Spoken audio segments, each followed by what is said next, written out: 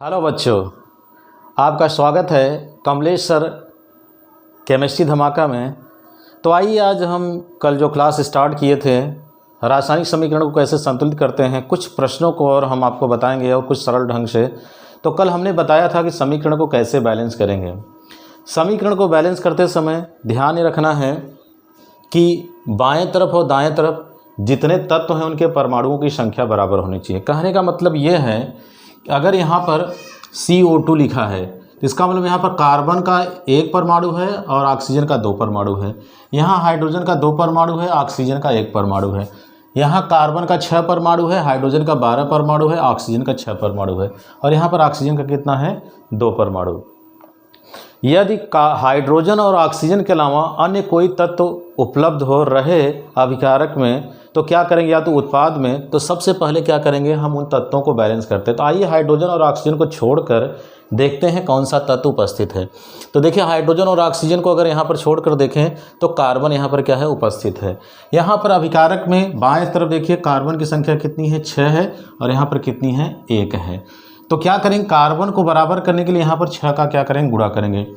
समीकरण को बैलेंस करते समय एक विशेष बात ये ध्यान देना है, जैसे यहाँ पर हमें सूत्र में कोई परिवर्तन नहीं करना है। ऐसा नहीं कर देना है कि CO2 है और यहाँ पर कार्बन 6 है तो यहाँ पर क्या कर देंगे, कार्बन 6 करेंगे, ऐसा नहीं। तो आइए देखिए फिर यहाँ पर कार्बन के 6 परमाणु हैं, यहाँ पर कार्बन के 1 परमाणु है। सूत्र को क्या करना है, परिवर्तन नहीं करना है। अगर यहाँ पर CO2 है तो कार्बन की संख्या यहाँ पर 6 है, तो ऐसा नहीं करना है कि यहाँ पर 6 कर देना है। जब भी परमाणु को बैलेंस करना है तो उसके बगल में क्या करेंगे, गुणा करेंगे। तो इसलिए यहाँ पर क्या करेंगे, समीकरण को बैलेंस करते समय सूत्र का कोई परिवर्तन नहीं करते हैं। तो आइए यहाँ पर आगे हम बढ़ते हैं, समीकरण को बैलेंस करते हैं। C6H12O6O2 और यहाँ पर क्या करेंगे, हम 6 का गुणा कर देंगे। तो कार्बन क्या हो गया, देखिए यहाँ भी 6 कार्बन और यहाँ भी 6 कार्बन, कार्बन बराबर हो गया। अब हाइड्रोजन और ऑक्सीजन, ये भी थोड़ा सा ध्यान देना है कि अगर किसी भी रासायनिक अपक्रिया में जो यौगिक या तत्व अधिक बार आते हैं उनको बाद में बैलेंस करते हैं, जो कम बार आते हैं उनको पहले बैलेंस कर लेते हैं। तो हाइड्रोजन को पहले बैलेंस करेंगे क्योंकि हाइड्रोजन एक ही जगह है और ऑक्सीजन यहाँ भी है और यहाँ भी है। तो पहले क्या करेंगे, हाइड्रोजन को हम बैलेंस करेंगे। तो आइए देखिए यहाँ पर हाइड्रोजन कितना है, हाइड्रोजन यहाँ पर 12 है और यहाँ पर हाइड्रोजन कितना है, 2 है। तो 12 करने के लिए क्या करेंगे, यहाँ पर हम 6 का गुणा कर देंगे। तो C6H12O6O2 6CO2 और यहाँ पर 6H2O। तो देखिए हाइड्रोजन की संख्या यहाँ पर 6 दूनी 12 और यहाँ पर 12 हो गया, तो हाइड्रोजन भी बराबर हो गया। आइए अब ऑक्सीजन बचा है, ऑक्सीजन को देखते हैं कि कैसे बैलेंस होगा। तो आइए यहाँ पर देखिए ऑक्सीजन यहाँ पर देखिए 6 है और 6 2 8। तो अभी तो यहाँ पर हम इसको देखेंगे, 6 इसको देखेंगे और यहाँ पर देखिए 6 दूनी 12, 6 दूनी 12 और ये 6 कन्नम 6, 12 6 कितना, 18 ऑक्सीजन क्या है, इधर है। और यहाँ पर क्या है, 6 ऑक्सीजन यहाँ पर है। अगर हम यहाँ पर 6 का गुणा कर दें तो 6 दूनी 12 और 12 6 कितना हो जाएगा, 18। तो हम क्या करेंगे, ऑक्सीजन को बैलेंस करने के लिए C6H12O6 और यहाँ पर क्या करेंगे, ऑक्सीजन को हम बैलेंस कर लेंगे। इस तरीके से समीकरण क्या हो गया, बैलेंस हो गया। अब यहाँ पर देखिए कार्बन 6 है, यहाँ भी कार्बन 6 कन्नम 6, हाइड्रोजन 12 है, 6 दूनी 12, ऑक्सीजन देखिए यहाँ पर 6 है और ये 6 दूनी 12, 12 और 6 18 और यहाँ पर ऑक्सीजन 6 दूनी 12 और ये 6 कन्नम 6 कितना हो गया, 18। तो इस तरीके से समीकरण क्या हो गया, बैलेंस हो गया। ध्यान क्या देना है, समीकरण को बैलेंस करते समय कैसे पढ़ेंगे। जैसे मान लीजिए H2SO4 लिखा है तो यहाँ पर हाइड्रोजन 2 परमाणु है, सल्फर 1 परमाणु है, ऑक्सीजन 4 परमाणु है, ऑक्सीजन यहाँ पर 4 परमाणु। अगर हम यहाँ पर 3 का गुणा कर दें तो 3 दूनी 6 हाइड्रोजन हो गया। सल्फर यहाँ 1 था लेकिन बगल में यहाँ 3 का गुणा हो गया, 3 कन्नम 3 हो गया। यहाँ ऑक्सीजन 4 था लेकिन जब 3 का गुणा हो गया, 3 चौक कितना हो गया, 12 हो गया। इन सब विशेष बातों को ध्यान में रखेंगे तो समीकरण क्या हो जाएगा, बैलेंस हो गया। इस तरीके से ये समीकरण हमारा क्या हो गया, बैलेंस हो गया। तो आइए एक और समीकरण को हम देखेंगे और कैसे बैलेंस किया जाएगा उसको हम समझेंगे। तो चलिए आइए देखते हैं एक नया समीकरण। तो आइए हम देखते हैं यहाँ पर ये दूसरा समीकरण आज का। यहाँ पर अभी हमने बताया कि अगर हाइड्रोजन और ऑक्सीजन समीकरण उपलब्ध हो तो हाइड्रोजन और ऑक्सीजन को छोड़कर अन्य तत्वों को क्या करते हैं, बैलेंस करते हैं। तो देखिए इस समीकरण में N2 S2 NH3, तो यहाँ पर देखिए हाइड्रोजन को छोड़ दिया जाए तो नाइट्रोजन के 2 परमाणु हैं और यहाँ पर नाइट्रोजन का कितना परमाणु है, 1 परमाणु है। तो नाइट्रोजन को बराबर करने के लिए यहाँ पर क्या करेंगे, 2 का गुणा कर देंगे। तो आइए यहाँ पर देखिए 2 का हम क्या करेंगे, नाइट्रोजन को बराबर करने के लिए NH3 में क्या कर देंगे, 2 का गुणा कर देंगे। तो यहाँ पर नाइट्रोजन 2 और यहाँ पर भी नाइट्रोजन 2 बराबर हो गया। अब आइए देखते हैं यहाँ पर हाइड्रोजन कितना है, 2 है। और यहाँ पर अगर हाइड्रोजन देखें तो यहाँ 2/3 6, जैसा कि हमने बताया था नाइट्रोजन तो 2 × 2, लेकिन हाइड्रोजन 2/3 6। तो अगर यहाँ पर हमें हाइड्रोजन 2 है, यहाँ पर 3 का गुणा कर दें तो हाइड्रोजन क्या हो जाएगा, बराबर हो जाएगा। इस तरीके से यहाँ पर इसमें हम 3 का गुणा कर देंगे और हाइड्रोजन हमारा क्या हो जाएगा, बराबर हो जाएगा। तो आइए देखिए नाइट्रोजन के 2 परमाणु यहाँ हो गए, नाइट्रोजन के यहाँ 2 परमाणु हो गया, हाइड्रोजन 3 दूनी 6 और 2/3 6।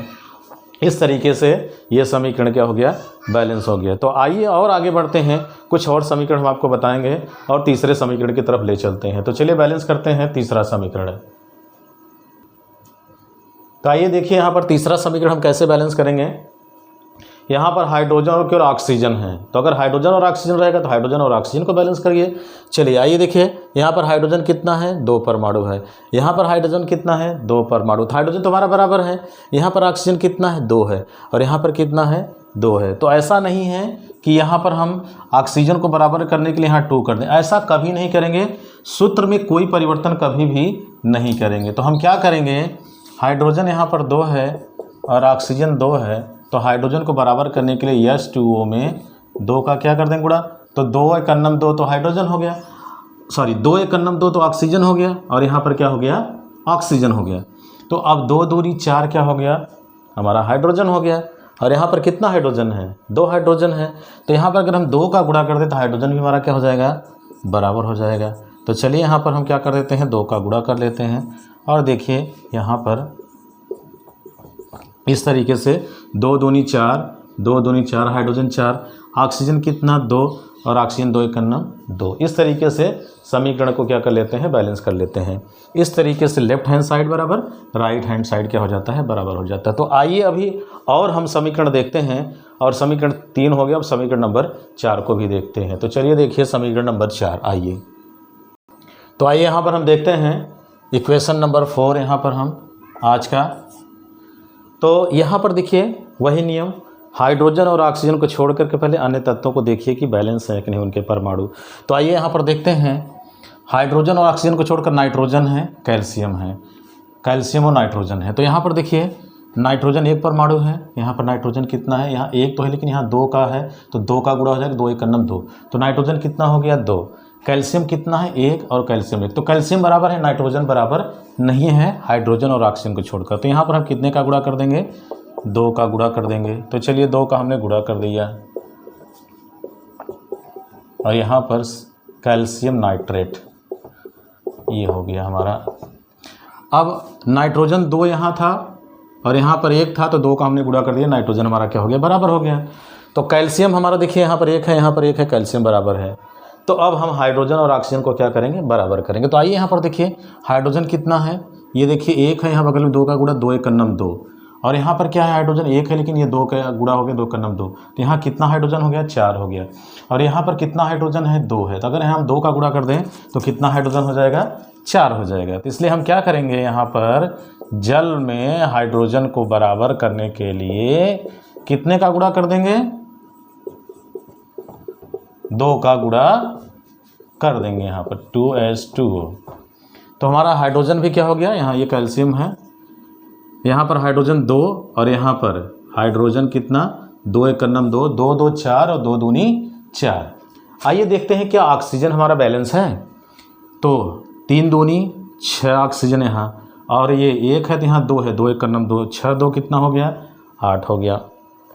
यहाँ पर देखिए ऑक्सीजन कितना है, 3, लेकिन यहाँ 2 का गुणा है, 3 दूनी 6। और यहाँ पर देखिए 1 ऑक्सीजन लेकिन बगल में 2 का गुणा है, 2 × 2, तो ऑक्सीजन भी कितना हो गया, 8 हो गया। इस तरीके से समीकरण को हम क्या कर सकते हैं, बैलेंस करते हैं। समझने के लिए क्या करते हैं, जितने भी समीकरण अगर हमने बैलेंस किया है तो सबसे पहले क्या करते हैं, अभिकारक में जितने भी तत्व हैं एक तरफ लिख लेते हैं कौन कौन से तत्व हैं, फिर उत्पाद में कितने हैं, जब बैलेंस होता है उसको क्या करते हैं हम दिखा लेते हैं। अगर हम थोड़ा सा सभी समीकरणों को इस तरीके से हम दर्शा सकते हैं, लेकिन इसको ऐसे करेंगे तो सरल ढंग से हो जाएगा। जैसे यहाँ पर हमारे पास तत्व हो गया हाइड्रोजन, नाइट्रोजन, ऑक्सीजन, कैल्शियम, एक तरफ यहाँ पर लेफ्ट हैंड साइड हो गया और क्या कर देंगे यहाँ पर राइट हैंड साइड कर देंगे। यहाँ पर भी हाइड्रोजन, नाइट्रोजन, ऑक्सीजन और क्या हो गया कैल्शियम। यहाँ पर कितने परमाणुओं की संख्या है और फिर बैलेंस हो जाए कितना है दिखाना चाहिए, लेकिन कोई ज़रूरी नहीं। इस तरीके से हम क्या करेंगे, जो उस रूल से चल रहे हैं उस रूल की सहायता से करेंगे तो अपने आप पता चल जाएगा। लेफ्ट हैंड साइड का दिखा देंगे, राइट हैंड साइड का दिखा देंगे, फिर जब बैलेंस हो जाए फिर चेक कर लीजिए। तो यहाँ पर हमें सीधे दिख रहा है, एकदम सरल तरीका। इस तरीके से समीकरण को हम क्या करेंगे बैलेंस कर सकते हैं एकदम आसानी के साथ। तो ये रासायनिक समीकरण का वीडियो कैसा लगा, कल एक वीडियो आपको हमने पढ़ाया था और आज ये दूसरा वीडियो, फिर अगले अध्याय की तरफ हम बढ़ेंगे। ये वीडियो आपको कैसा लगा लाइक और कमेंट ज़रूर करिएगा, जैसा भी लगे एकदम अच्छी तरीके से शेयर भी करिएगा। और अगले क्लास में एक नए धमाके के साथ हम मिलेंगे कमलेश सर केमिस्ट्री धमाका में।